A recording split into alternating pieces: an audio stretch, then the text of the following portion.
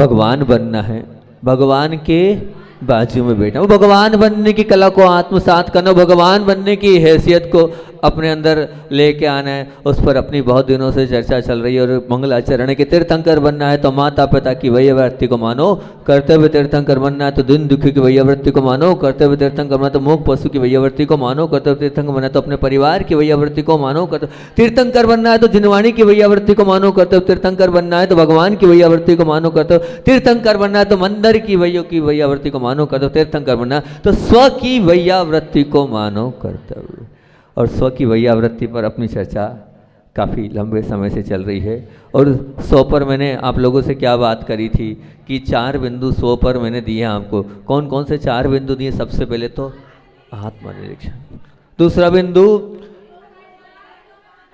जो पाना है वो ही सोचो, और तीसरा बिंदु जो सोचो वो करो, एक्शन की बात। और कल उस एक्शन के लिए मैंने 6 बहुत अच्छे बिंदु आप लोगों के लिए दिए थे कि एक्शन करना तो है, लेकिन 6 बिंदुओं को आप ऑब्जर्व करके करने का प्रयास करना, शायद बहुत कुछ आप प्राप्त कर लोगे। सबसे पहला तो क्या, ईमानदारी के साथ इन 6 प्रश्नों को फिर से मैं दोहरा देता हूँ शॉर्ट एंड स्वीट में। सबसे पहला कि कार्य करने के सामने जो आप कार्य, जिस भी कार्य, जो भी लक्ष्य, जो भी मंजिल है, इसमें समस्या, प्रमुख बाधा क्या है, पहले वो ऑब्जर्व करें। जब तक हम बाधा को नहीं देखेंगे और बाधा को नहीं समझेंगे, क्योंकि कार्य तो कर रहे हैं लेकिन हमें ही नहीं पता कि उसमें बाधा क्या क्या आएगी, तो जब तक हम उन बाधाओं को टटोलेंगे नहीं, जब तक हम बाधाओं को समझेंगे नहीं, तब तक शायद हम उस लक्ष्य तक नहीं पहुंच सकते हैं। तो बाधाओं पर जरूर ध्यान देना चाहिए, वही मुख्य होता है।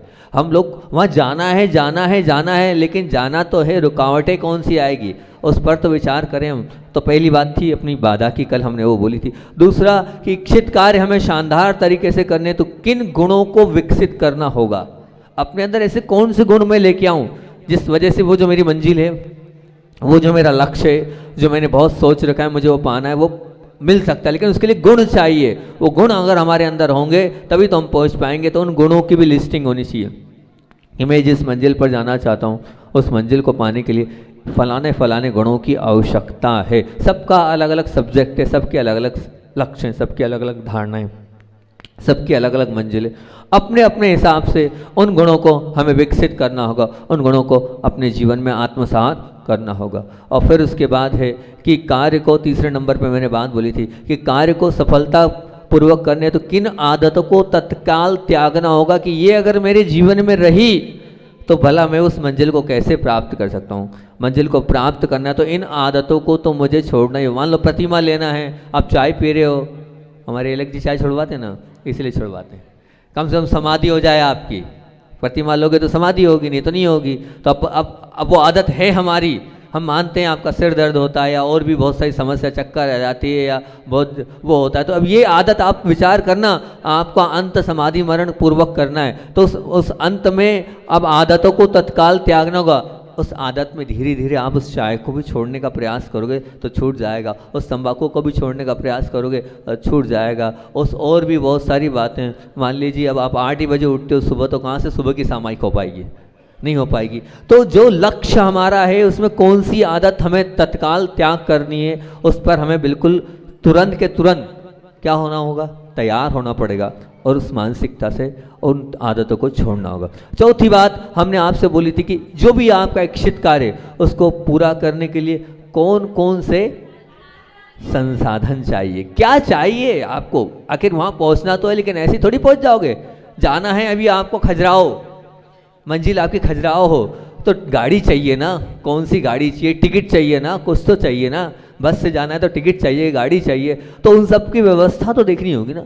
तो जो मंजिल, जो लक्ष्य जिसे आपको प्राप्त करना है, वहां तक जाने के पर्याप्त और अनुकूल संसाधनों की हमें पूरी जानकारी होनी चाहिए। पढ़ना है तो लैपटॉप भी चाहिए, पढ़ना है तो और अन्य भी स्थान भी चाहिए, पढ़ना है तो पुस्तकें भी चाहिए, पढ़ना है तो और जो जो लगता है, बिजनेस करना है तो पैसा भी चाहिए, दुकान भी चाहिए, मार्केट भी चाहिए, अपनी जानकारी भी चाहिए, अनुभव भी चाहिए। तो वो मैंने ये माना है कि मात्र संसाधन ही नहीं, संसाधन के साथ अनुभव भी संसाधन से कम नहीं हो। ये भी एक भोपाल के सज्जन आए, उन्होंने कहा हमें ये महाराज जी ये कार्य करना है। तो मैंने उनसे यही कहा, मैंने कहा बहुत अच्छी बात है कि आप कार्य करना चाह रहे हैं, लेकिन आप एक बात ध्यान रखना, इतना बड़ा कदम उठा रहे हैं, भोपाल जैसी इस महानगरी में, राजधानी में इतना कंपटीशन है, और जिस फील्ड में आप जा रहे हैं अपनी फील्ड से कूद कर, तो मैंने उनसे ये कहा कि सबसे अच्छा तरीका तो ये है कि अगर आप नई फील्ड ले रहे हैं तो 6 महीने किसी का नौकरी करो आप। नहीं मेरे पास ये है, मेरे पास वो दुकान है, बहुत अच्छे संसाधन बहुत अच्छे हैं आपके पास, मान लिया दुकान मेन मार्केट में है आपकी ये, लेकिन आप उस फील्ड में, नई फील्ड में घुस रहे हो तो 5-6 महीने किसी का नौकरी कर लो ना। नौकरी कर लोगे तो आपको पता चल जाएगा कि वास्तविकता में हम जिस फील्ड में कूद रहे हैं उस फील्ड में क्या क्या परेशानी जाएगी, और फिर बाद में 10-20-25 लाख आपने खर्चे कर दिए और फिर उसके बाद आपको समझ में नहीं आया तो क्या होगा। जीवन में पैसा जो है ऐसा तो नहीं है आपके पास बहुत सारा है, बड़ी मुश्किल से तो वो है, और आप वो कर दोगे। तो हमारा तो ये मानना था, वो भाई ने को बहुत अच्छा लगा, बोले महाराज जी लग तो आपकी बात बहुत अच्छी रही है, वास्तविकता में मुझे इस फील्ड में कूदने के पहले पूरा कूदना और समझना पड़ेगा कहाँ से क्या आता है, किस प्रकार से आता है। तो ये हमें संसाधन, मतलब अनुभव भी एक प्रकार का संसाधन होता है, उसको भी आप एक प्रकार से संसाधन के रूप में ही मानना। 5वां, वो कौन लोग हैं जो इस कार्य में सफलतापूर्वक पूरा करने में आपकी मदद करेंगे, मार्गदर्शन देंगे, आपके सहयोगी बनेंगे।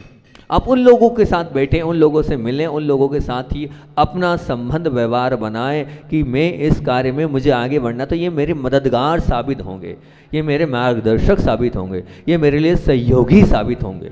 मोक्ष मार्ग पे अगर बढ़ना है तो आप मोक्ष मार्गी को पकड़ो, उनसे आप बात करो, उनसे आप रास्ता निकालोगे तो निश्चित रूप से आपको वो रास्ता, सच्चा और अच्छा रास्ता वो बता देंगे। तो मार्गदर्शक की बात और मददगार की बात और सहयोगी को आपको ढूंढना होगा। और 6वें नंबर पर और अंतिम नंबर पर हमने आपसे बात बोली थी कि इच्छित जो कार्य को पूरा करने के लिए मेरी कार्य योजना क्या है। जब तक आप व्यवस्थित उसको व्यवस्थित लिखोगे नहीं, ये फिर ये फिर ये और फिर ये, तो ऐसा जब तक आप सिस्टमेटिक ढंग से नहीं करोगे, उसकी एक रूपरेखा विस्तृत रूप से नहीं बनाओगे तो काम नहीं चलने वाला है। एक विस्तृत रूप से कार्य योजना आपको बनानी चाहिए, उस कार्य योजना के तहत ही आपको कार्य करना चाहिए, तो बहुत अच्छी बात होगी। और इच्छित कार्य के तहत आप अगर कार्य योजना नहीं करोगे तो फिर कार्य होगा भी नहीं। और फिर एक और उसमें महत्वपूर्ण बात बोली थी हमने कि कार्य योजना बनाने से कुछ नहीं होता है, समय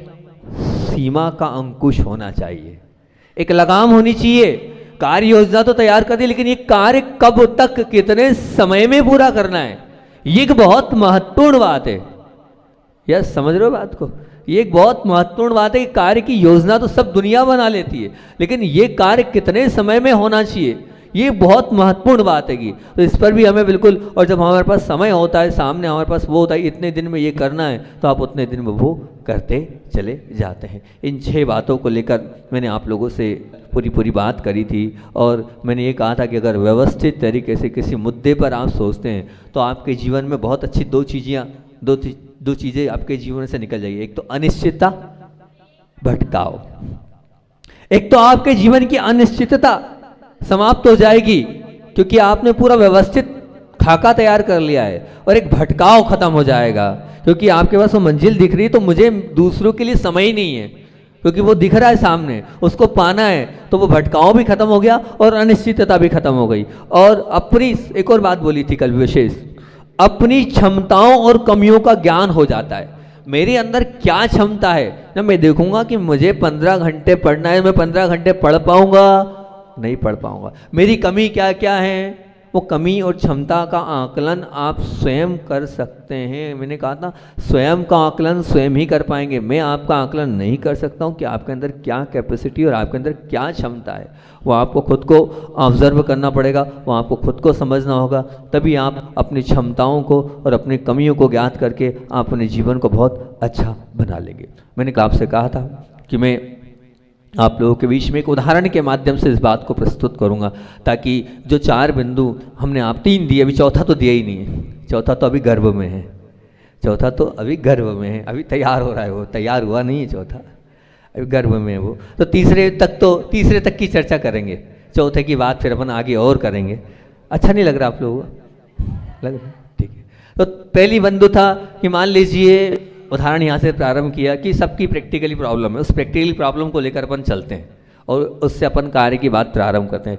मान लीजिए कि आपको या किसी भी सज्जन को एक बहुत बढ़िया गाड़ी खरीदनी है, कार खरीदनी है, सब्जेक्ट, अब एक सब्जेक्ट पकड़े हैं अपन ताकि ये चीज़ चाहिए, है ना, तब उससे आप समझ सकते हैं। अब आपको एक कार खरीदने की इच्छा है और आप कार खरीदना चाहते हैं। अब उस कार के लिए आपने आत्मनिरीक्षण किया अपने आप का, तो आत्मनिरीक्षण करने पे आपको ऐसा लगता है कि दूसरों को देखकर ईर्ष्या होती है। क्यों ईर्ष्या होती है? वो हमारे जैसे ही हैं लेकिन उनके पास कार है और हमारे पास कार नहीं है ना।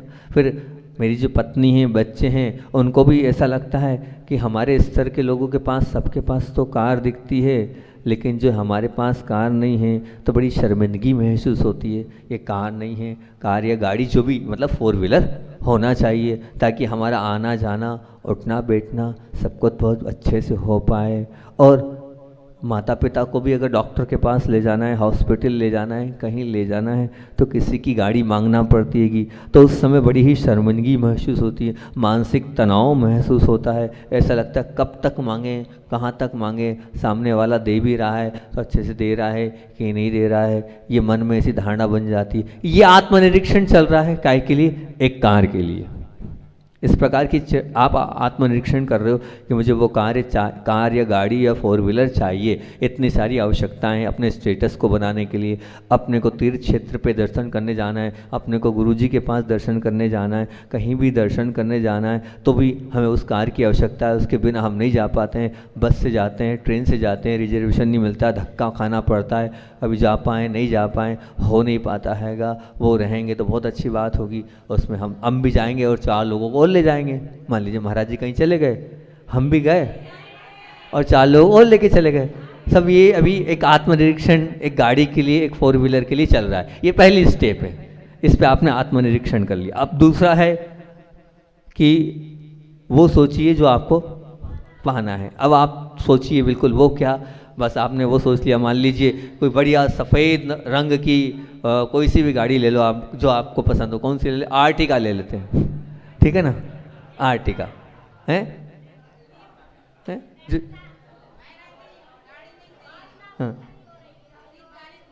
हाँ शीतकालीन। तो वो सुनो, अब मैंने एक उदाहरण ले लिया है, सुनो तो उसको, अभी ये एक ले लिया उदाहरण, इससे आप पूरा सेट करते चलना, है ना।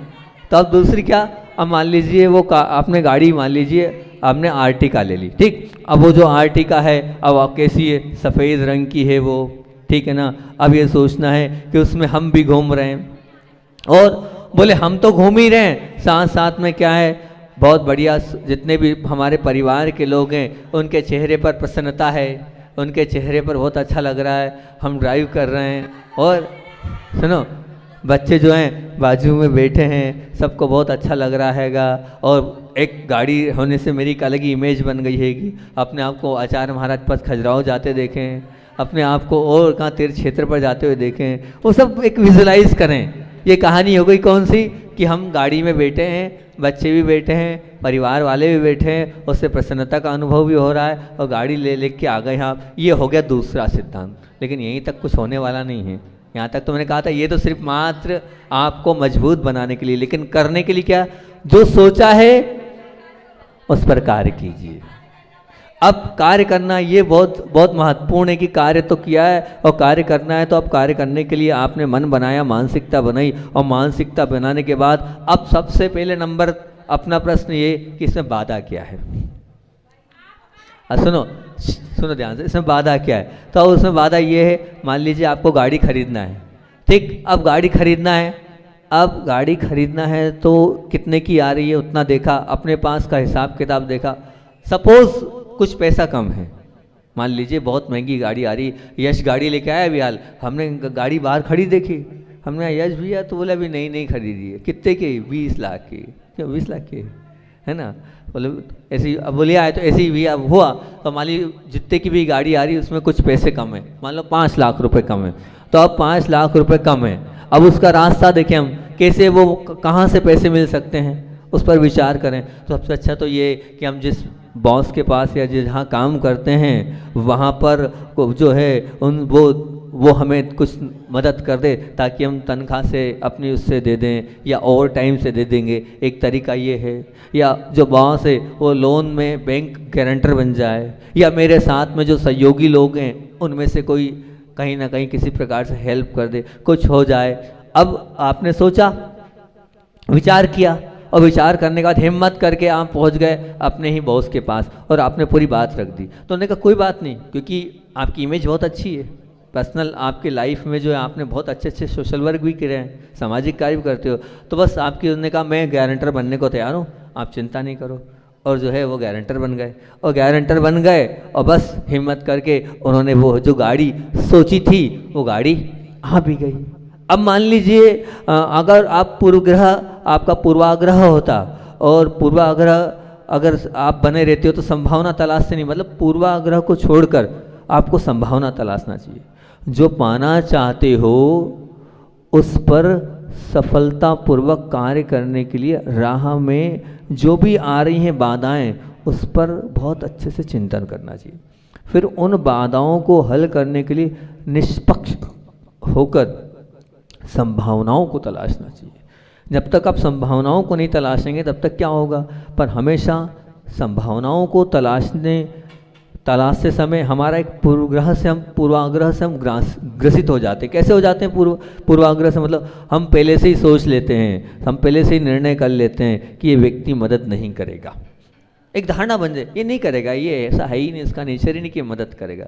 ऐसे आप पहले से ही धारणा बना लेते हैं कि वो मदद नहीं करेगा, वो बात ही नहीं सुनेगा, कितना ही कुछ कर लो वो तो इसका स्वभाव ही ऐसा है, वो हमारी सुनेगा ही नहीं, ठीक है ना। ये अब इस प्रकार से आप अपने मन में पहले से ही नकारात्मकता उसके लिए अगर वो बात ही नहीं करेगा, वो सुनेगा ही नहीं, हम कितना ही कुछ कर लें, हैरान परेशान हो जाएं, अपनी बात कितनी ही रख लें, लेकिन किसी भी प्रकार से वो जो है हमारी बात को समझेंगे नहीं, सुनेंगे नहीं। अभी ये सब आपके मन में इस प्रकार की अगर पहले से ही धारणा बनी हुई है तो भलाओ फिर किस वजह से वो आगे कार्य बनेगा। नहीं, आपको आगे बढ़ना पड़ेगा। सारी संभावनाओं को आपको एक मार्किंग करना चाहिए, लिखना चाहिए कि ये संभावनाएं हैं, जिन संभावनाओं के माध्यम से मुझे इस वस्तु की प्राप्ति हो सकती है। अगर मान लीजिए आप सोचते कि वो जो हमारे बॉस हैं, जो हमारे बड़े सर हैं, वो गारंटर नहीं बनेंगे और डर के मारे जाते ही नहीं, तो गाड़ी आती क्या? गाड़ी आती ही नहीं। गाड़ी जब ही आई जब आप गए। मान लो वो मना करते तो दूसरा सोचते, वो मना करते तो तीसरा रास्ता सोचते, कहीं ना कहीं किसी भी तरीके से आप जो चाह रहे हैं वो मिल जाता। लेकिन आप पहले से ही संभावनाओं को आप तलाशोगे नहीं तो कहाँ से वो आपको सब कुछ मिलेगा? मिलना तभी है जब अंदर से आपके अंदर उस विषय को लेकर पावर थिंकिंग होनी चाहिए। क्योंकि पावर थिंकर जो होता है अपने जीवन के समस्त निर्णय भी खुद करता है और परिणाम की जिम्मेदारी भी अपने कंधों पर लेता है। आप ये मान के चलना, हर स्थिति में अगर जीवन में अच्छा भी हो जाए तो अन्य लोगों की सराहना भी आपको मिलेगी, और अथवा दंड पर भी आप मतलब यानी कि अपने आप को दंडित भी करें, दंड पर भी निर्भर रहें। तो मुख्यतः से हम जिस भी कार्य योजना को कर रहे हैं उस कार्य योजना को करते वक्त हर बिंदु को, हर पक्ष को हमारे लिए सोचना बहुत ज़रूरी है। क्योंकि पहली बात ध्यान रखना, अपनी कार्य योजना पर और उपलब्धि की प्राप्ति पर जो है आपने कार्य योजना भी बनाई और उपलब्धि की प्राप्ति हेतु की जो समय सीमा निर्धारित करिए, उस समय सीमा को जो आपने निर्धारित किया है उस समय सीमा का आपको विशेष विशेष विशेष ध्यान रखना चाहिए। और दूसरी बात, अगर उम्मीद के अनुसार आपको उपलब्धि मिल भी जाती है तो स्वयं को पुरस्कार भी देना चाहिए।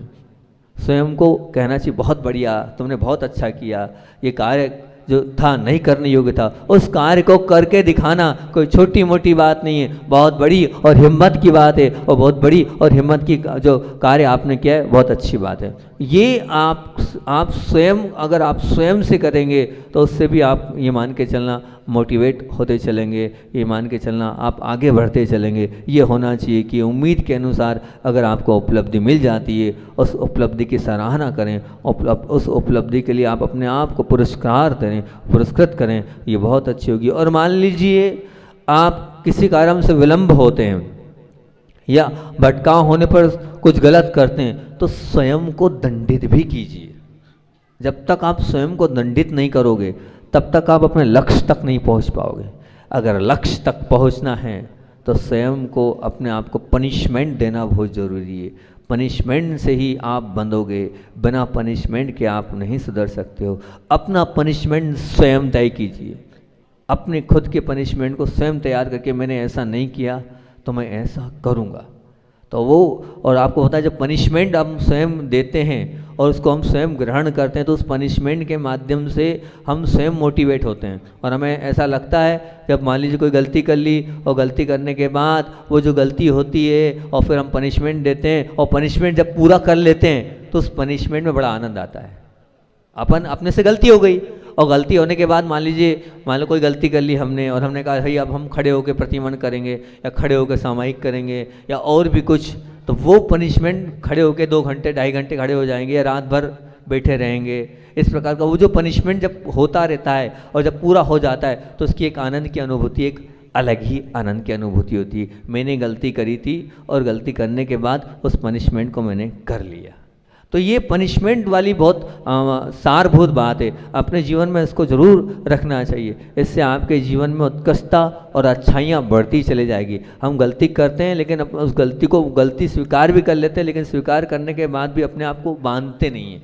ये बांधना कहलाता है, अपने आप को कसना कहलाता है, अपने आप को जो है संभालना कहलाता है, अपने आप से जूझना और अपने आप से बात करना कहलाता है। तो ये आपको मुख्यता से करना है। तो मुख्यता से ये जो पूरा बिंदु आज का जो अपना था उसका अगर सार लें तो सार में जो तीसरा बिंदु, चौथा बिंदु तो मैं आपके सामने रखूंगा ही रखूंगा। उसके पीछे ये जो तीसरे बिंदु का पूरा सार, तीसरे सिद्धांत का सार, तीसरी बात का सार क्या हैगा कि सबसे पहला तो समय सीमा युक्त कार्य योजना पर तत्काल कार्य शुरू कीजिए।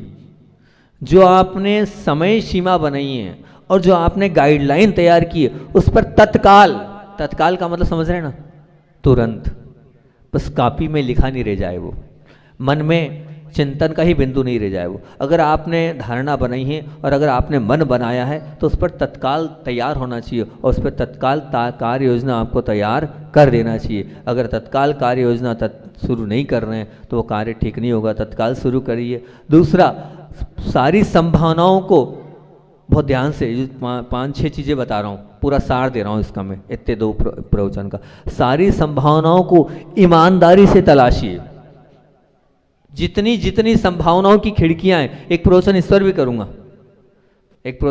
करूंगा, संभावना वाली खिड़की पर भी। तो अब जितनी संभावनाओं हैं उन संभावनाओं को ईमानदारी से लिखिए कि ये संभावनाएं इस कार्य की है।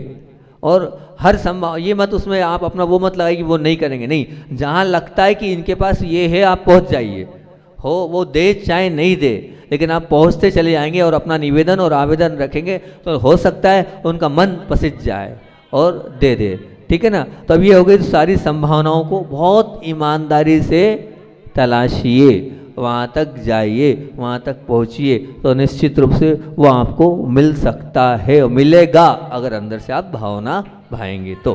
फिर उसके बाद तीसरे नंबर पर क्या है? तीसरे नंबर पर यह है कि लक्ष्य प्राप्ति के राह में स्वयं को पुरस्कार और स्वयं को दंड दें। तीसरे नंबर पर स्वयं, जो आप जिस भी लक्ष्य को प्राप्त कर रहे हैं उस लक्ष्य में स्वयं को पुरस्कार भी दें और स्वयं को दंड भी दें।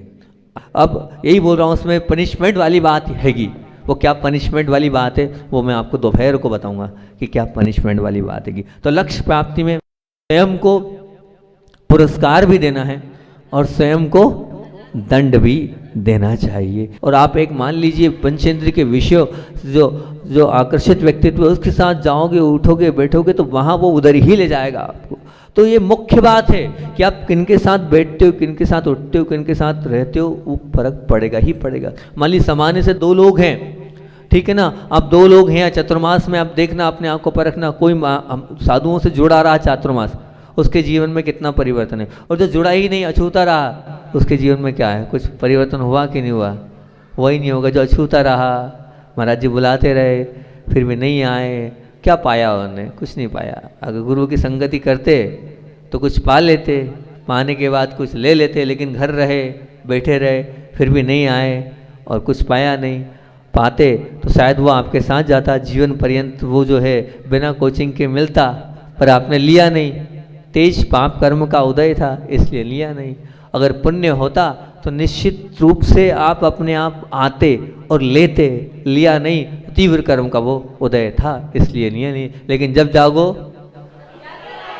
अभी भी जाग सकते हैं, कोई बाधा नहीं है, जितने दिन है उसकी नहीं। जब जागो जब भी सवेरा है, अभी भी जाग जाओगे, अभी भी अगर मान लो मुंह धो लोगे अगर भगवान की वाणी के इससे, तो बहुत अच्छा रहेगा। ये 6 बातों को अंत में बोलकर अपनी बात को विराम दे रहा हूँ कि समय सीमा, फिर से एक बार रिपीट फास्ट कर रहा हूँ मैं, कि समय सीमा युक्त कार्य योजना पर तत्काल कार्य शुरू कीजिए। पहली बात, सारी संभावनाओं को ईमानदारी से तलाशिए। दूसरी बात, तीसरी बात, लक्ष्य प्राप्ति के राह में स्वयं को पुरस्कार भी करिए और दंडित भी करिए। चौथी बात, जो सोचा है उसमें हिम्मत और दृढ़ निश्चय पर बने रहें। पांचवी बात, दुनिया का समर्थन हो या प्रतिरोध हो पर हटना नहीं है। छठी बात, श्रेष्ठ संगति और रोल मॉडल से आपको मिलना चाहिए, उनसे कुछ ना कुछ सीखना चाहिए। चौथा बिंदु इसका बहुत महत्वपूर्ण है, वो क्या वो हैगा, आचार्य भगवान की बात जो है निशंकित अंग हो गया था, निकांक्षित अंग हो गया था, अमूढ़ दृष्टि।